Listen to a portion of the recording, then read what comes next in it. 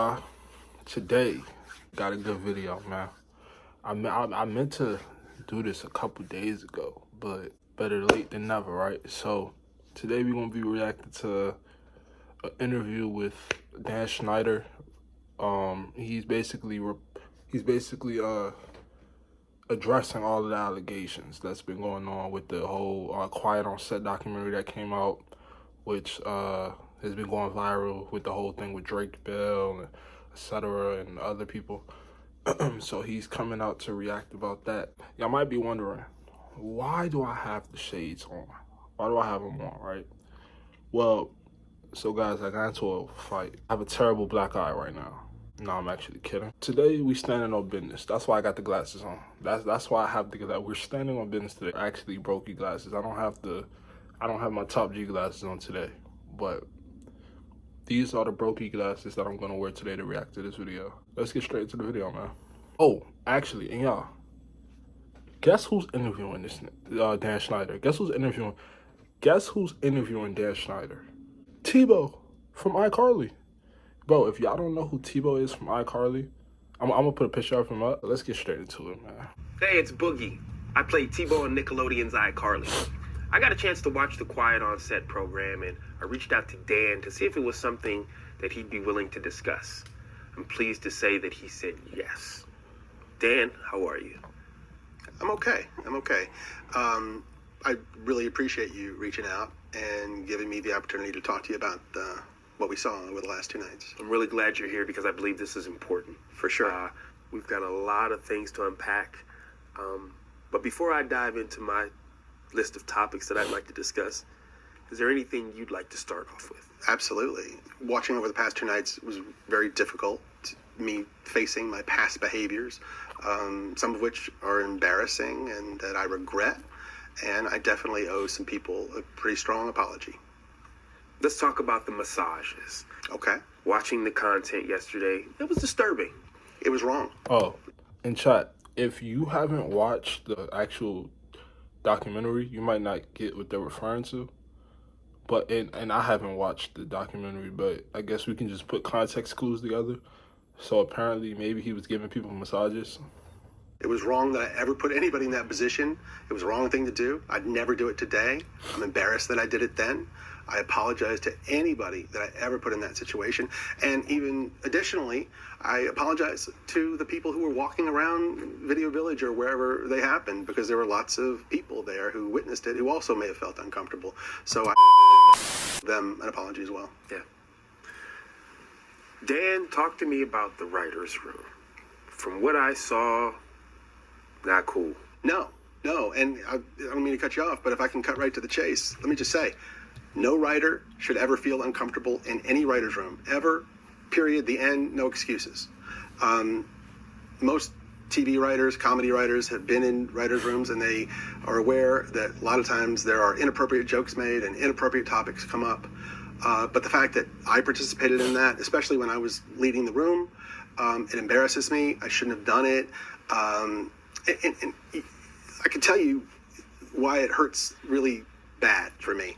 I remember very clearly my early experiences, my first experiences in the entertainment business. I was green, I was scared, I was excited. It meant the world to me that I was getting those opportunities. And I went in and I got lucky because they were great. My first couple of experiences were fantastic. And the fact that I didn't pay that forward to every employee that walked through my door, it hurts my heart, because I should have. And I wish I could go back and fix that. In the writer's room, there's no doubt that sometimes those jokes went beyond the pale, and I said things that went too far, or made practical jokes that went too far, and that was wrong. And that was because, I was an inexperienced producer. I was immature. Wouldn't happen today, but I'm just really sorry it happened. Yeah. Now, we know you've had a lot of success over 2 decades. Thousands of people. Speak directly to the people who did not have a good experience with you. Okay, I would like to speak to those people, because I hate that anybody worked for me and didn't have a good time. You know me. You've been on my sets. Look, I've had some employees that have worked for me for 10 years, some more than 20 years, who would work with me again. But not everybody. There's still a significant number that didn't have a great time working for me. So my batting average isn't nearly high enough in that area. And the way they wouldn't get the best of me is that I would let the pressure of doing 40 or even more episodes per year, I would let that pressure get to me, which a good boss should never, ever do. Was there specific things that you were doing? Sure. I would snap at people sometimes. I would be snarky when I could have given them a nicer answer. I would not give people the time that they needed. I would be in too big a hurry to get on to the next thing I had to do. And watching that show, it made me, there were so many times I wanted to pick up a phone and call some of those people and say, I'm so sorry, and let's talk about it. And I wish you'd had a better time, and I wish I could have shown you a better experience. Yeah. Now, So why didn't you do it? He's saying, I wish I could have just picked up the phone. You could have. Why didn't you do it? you've written hundreds of episodes. Thousands of jokes have been told. Yeah. But currently where we are, some people think that some of those jokes are inappropriate for children. What do you think of that? All these jokes that you're speaking of, that the show covered over the past 2 nights, every one of those jokes was written for a kid audience because kids thought they were funny and only funny. Okay? Now we have some adults looking back at them 20 years later through their lens, and they're looking at them and they're saying, oh, I don't think that's appropriate for a kid show. I haven't seen the Quiet on Set documentary. Documentary. But I did a reaction to BJ Investigate reaction to one of her videos about Dan Schneider and Nickelodeon and like basically the truth about Dan Schneider. And bro, go right now. If you haven't watched that video, leave this video and go back and go watch that video. That video shows the disgusting jokes and stuff that he was doing with the that he was writing for the kids on Nickelodeon. Go back and watch that video, and please tell me if those jokes sound like they're for kids. Tell me. And I have no problem with that. If that's how anyone feels, let's cut those jokes out of the show. Just like I would have done 20 years ago or 25 years ago. I cut it. I want my shows to be popular. I want everyone to like it. The more people who like the shows, the happier I am. Yeah. So if there's anything in a show that needs to be cut because it's upsetting somebody, let's cut it. So I think it's big for you to say with your work, if it's viewed as that today, you don't have a problem. Cut it. Cut it.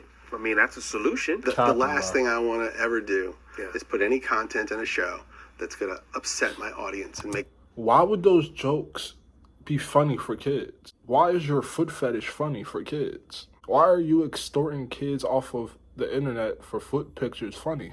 He knew what he was doing. And it's now easier to say 10 plus years later that, oh, I would take it out now. You should have never put it in there. I mean, we're kids. He's an older guy back then. He knew that the jokes weren't appropriate for kids. He knew this. So it's easy for him to say now, I would have took it out. You should never put it in, period. We know what's appropriate for kids. You're not an idiot. Make them want to turn off the TV. Why would I ever want to do that? That makes sense. I want to give you an opportunity to kind of elaborate on something. Okay. The thought process from the series is you had the power to just write a joke, and no matter what, it's going on TV. You just had that type of power. Is that true?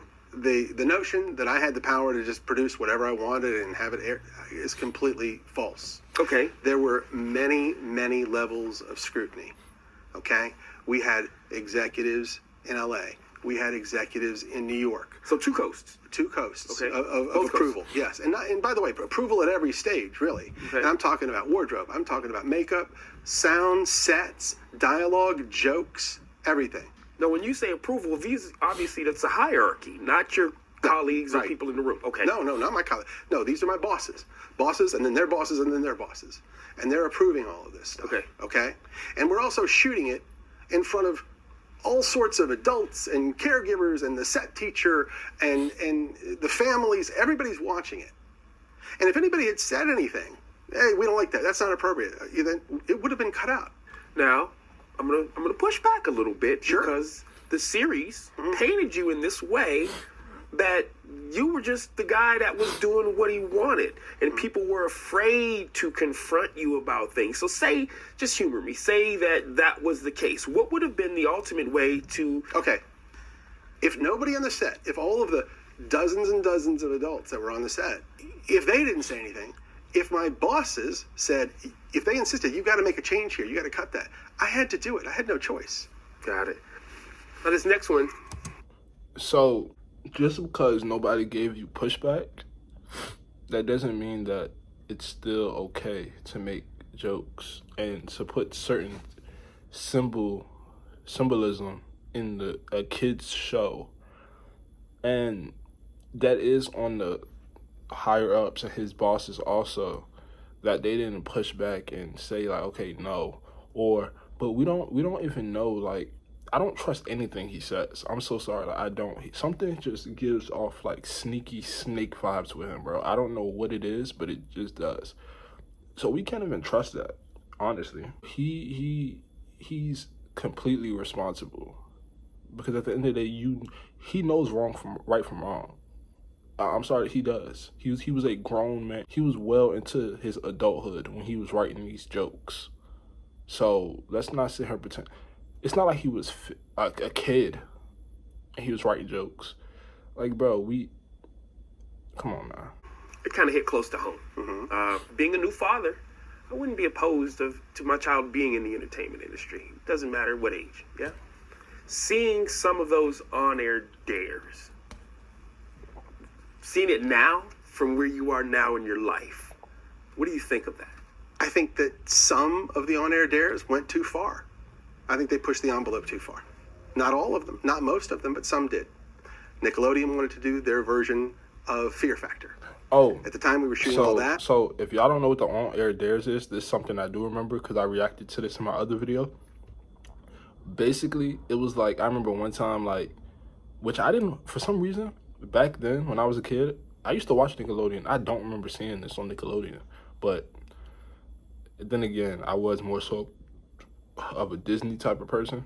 But anyways, so back, or maybe this was before my time. So back then they used to do something kind of like a kid's version of is it called X Factor? Or is it like, basically they used to do on-air dares or whatever. And one of the dares, like, it was a girl. No, it was an older guy in the tub. And he was assume like, you would assume that he's naked, but he probably had like boxers on or something. He was in the tub and basically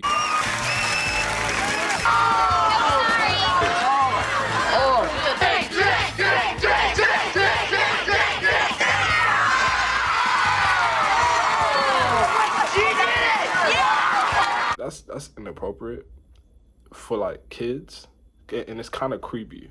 Like, I don't know, but yeah. Like, I feel like that one went too far, and there's other ones that went too far also, so. So I was tasked with doing these on-air dares with the All That cast. So we get with the writers and we come up with all these ideas, and it's hard to do because we don't have the budget of Fear Factor, and we can't put the kids in dangerous situations like the adults are put in. So it was hard to come up with stuff. But we would come up with all these ideas of dares they could do. We would give them to the network, and then they would say, tell us the ones that were okay. Right. Those are the ones we shot. Those are the ones that aired. At the time, I had no indication that any kid ever had a problem with them. But when I was watching the show over the past 2 nights, I now know that there were kids who did have problems with the on-air dares.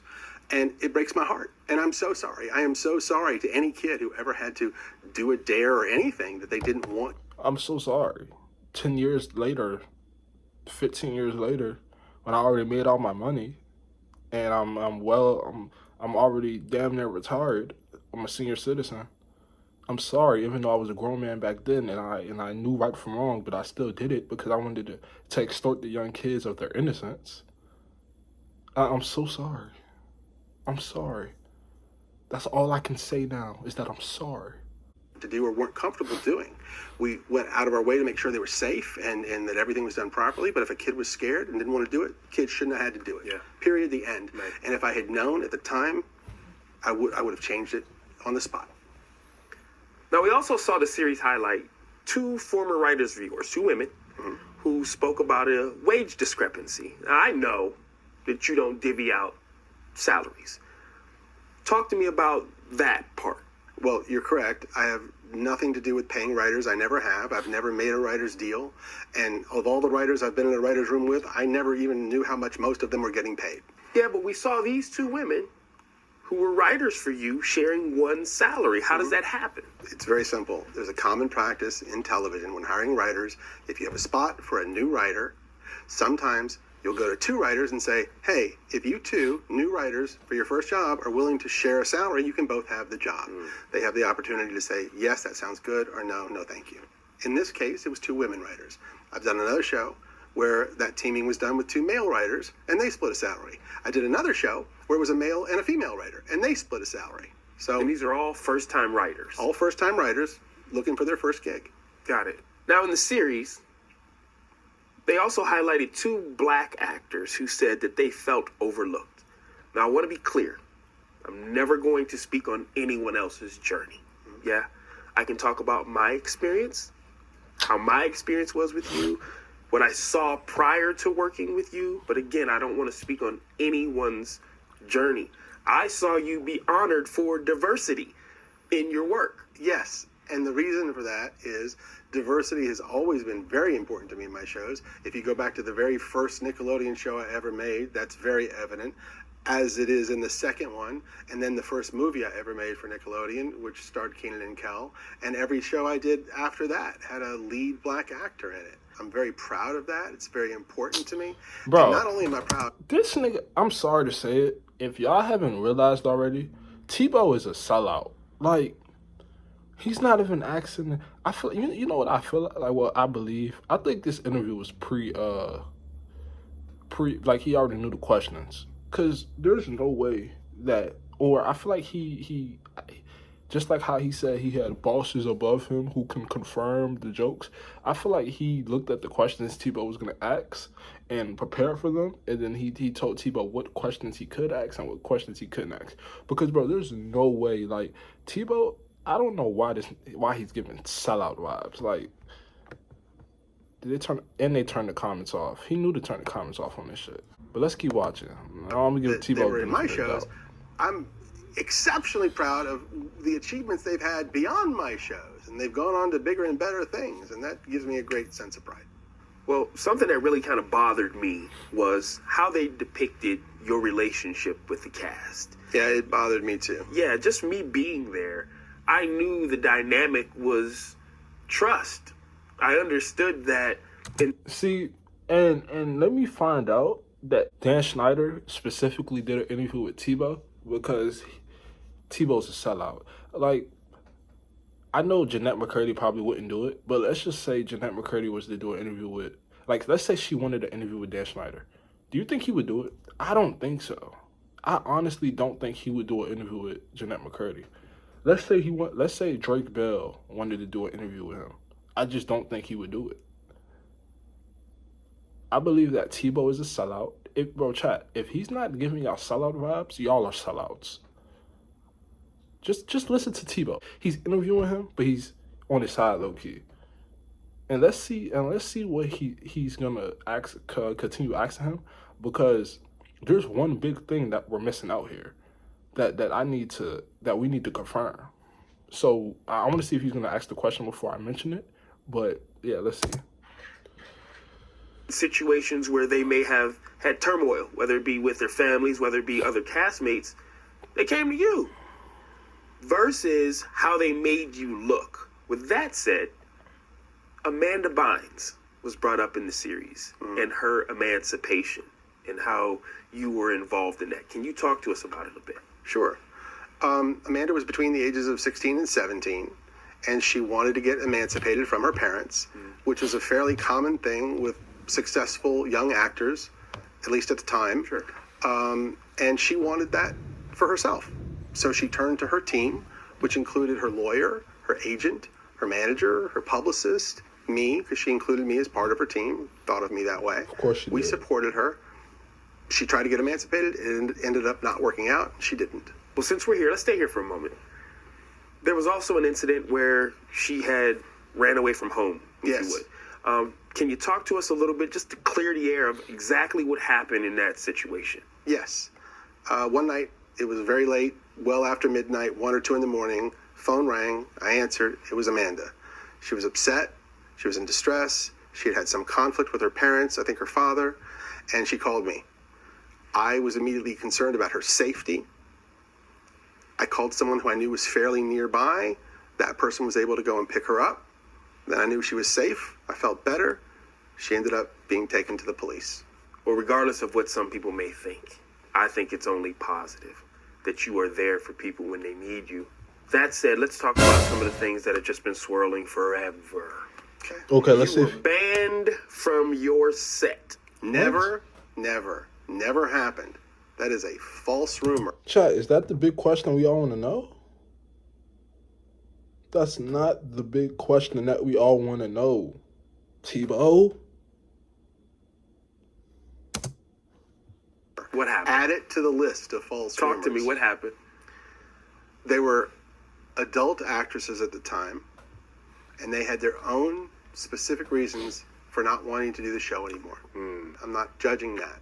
It got tense, and what they don't know, maybe, is I did everything I could to make that show go away. My producer partner at the time, we would call and say, this is not a good situation. Okay. So I decided I'm going to do what most showrunners do, which is you're not on the set. There's a director there to shoot it. I'll go up to the writer's room. I'll work on the next script. But because everybody was so used to me caring about every detail of every show so much, for me not to be on the set, maybe some people thought I got banned. So it was more of an assumption because this guy's usually here and now he's not. I don't know if it was an assumption. I don't know if somebody thought they were making me look bad by saying I got banned from the set. I have no idea. Okay. All I know is I was never banned from the set. Yep. The darkest part of this series discussed. Is he going to talk about it? Chat, if you haven't caught on to the one topic that they haven't spoke about yet, it's the foot fetish. Are they going to touch on the foot fetish? If they don't touch on the foot fetish, Tebow is a certified sellout. I'm sorry to say it. We all love Tebow. He was selling tacos on a stick. He was just selling everything on a stick. He worked at a smoothie shop. But is he going to ask Dan Schneider about the feet on a stick? Is he going to ask him? That's what I want to know. Child predators. Now, I want to make sure that we clear a couple of things up. All right, come on. Brian Peck was not hired by you. No, I did not hire Brian Peck. This was a Tolan Robbins production? Yeah. And when Drake and I talked and he told me what had happened, I was more devastated by that than anything that ever happened to me in my career thus far. What about the foot fetish? Bro. And I told him, I'm here for you. What do you need? Which Drake mentioned in the show that we watched last night. And next, I heard that he went to court when this guy was being tried, Peck. And when Drake walked in, he saw 50 people sitting on the side of the courtroom supporting Peck. A lot of them pretty famous.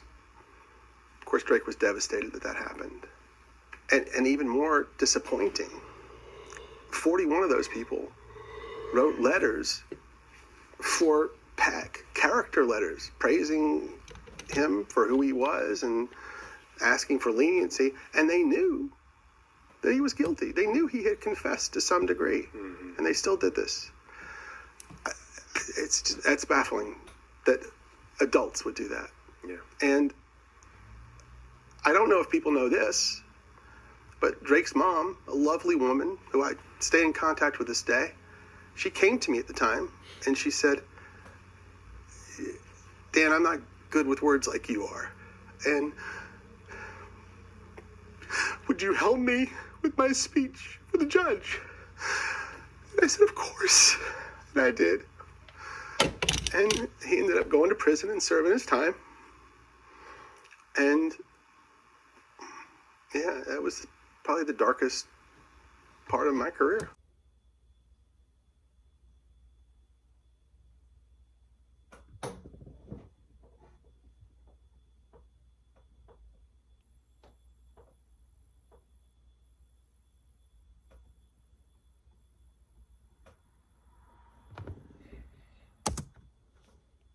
here's the kicker that I really don't get.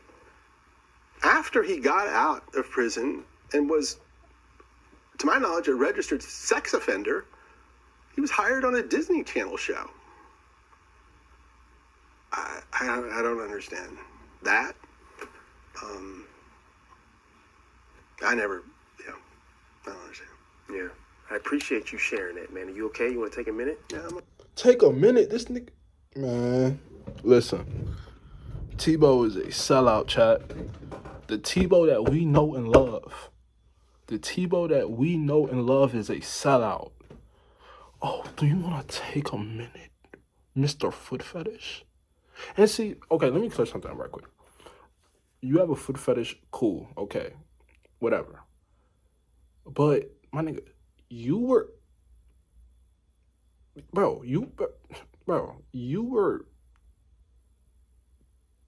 extorting kids to see their feet. My nigga, you're a pervert. My nigga, pervert. Like, bro, I can't get behind this. let's keep going. Yeah? Yeah. Okay. I think we really unpacked some important things. We set the record straight on a lot of things. Before I let you get out of here, Okay. I appreciate the vulnerability that you use in knowing that there's definitely things that you would have and should have done differently. Is there anything that we haven't discussed? Anything that if you could go back and navigate the journey differently, He gonna say the what feet. would that look like? He gonna say the feet. Yeah, there's definitely things that I would do differently. The feet. One that I think would be really, really important is when you're hiring young actors, minors, to work in television, I would suggest that we have a licensed therapist there to oversee that process for the specific reason of making sure that those kids really wanted to do this job, that they really wanted to be on television. Maybe they should even be informed about what that means. What's it going to mean if you're famous? What's that going to mean on social media? What's it going to mean within your family? Let them find out. And then that way, if a kid doesn't want to be on a TV show, they can opt out. Bro, that psychologist, that there's therapist no could come to way. us and say, this kid doesn't want to do it, or There's their no parents way. aren't understanding of what's going to come. And then we could avoid the mistake of ever putting a kid in a TV show that didn't want to be there. On my hand look like that. And additionally, the main thing that I would change is how I treat people and everyone. I definitely at times didn't give people the best of me. I didn't show enough patience. I could be cocky and definitely overambitious, and sometimes just straight up rude and obnoxious, and I am so sorry that I ever was. And Chat, look at the way he's looking at Dan Schneider. How much did Dan pay you for this interview? How much did he pay you? How much? What is he giving you? To the point that you didn't ask him about the foot fetish. We need to clear that up. That was one of the biggest conspiracies, that this nigga had a foot fetish. And he was extorting kids, and they was on Twitter tweeting their feet to him. And it's like, why wouldn't you clear that up? But look at him. Look at your boy, who used to sell shit on a stick. Look at your boy. Look how he looking at him. Dude, he look proud. He's looking like, I'm so proud of you for accepting. It's still 1 minute left. Let's see if they address it. I don't think they are, but come on, Tebow, please. And I loved you on iCarly, bro. when I watched 2 hours later. different ways, I'd just be nicer as often as possible and listen more to the people on my team. And I would do everything that I could to make sure that everyone had a good experience. That's what I do. Including you. Matter of fact, he didn't care about anybody having a good experience. He wanted the good experience with the kid feet, with the feet. That's what he wanted. He wanted a good experience with the feet. He didn't give a fuck. But no, seriously though, he didn't care. He wanted a good experience with the feet, bro. With the feet. Why wouldn't you bring that up? Bro, let me interview Dan Schneider. Let me interview him. Because, nigga, first question. Yeah, so, the feet. Tell us about that. That would have been the first. That's what I would have. That's just me. That's just me. You get what I'm saying? You're done, my nigga. Done. The fuck is wrong with this nigga? I'm done with watching this interview though. Yeah, chat. So I'm gonna wrap this video up. Make sure to like, comment, subscribe. If y'all haven't, go watch the other video I did on Dan Schneider. Go watch the other one. It really touches on a lot that I don't know if it was in the documentary or not, but it touches on a lot that went on at Nickelodeon, and it even shows like a lot of the jokes that he made, a lot of the feet fetish stuff that he's into. But yeah, until next time, peace.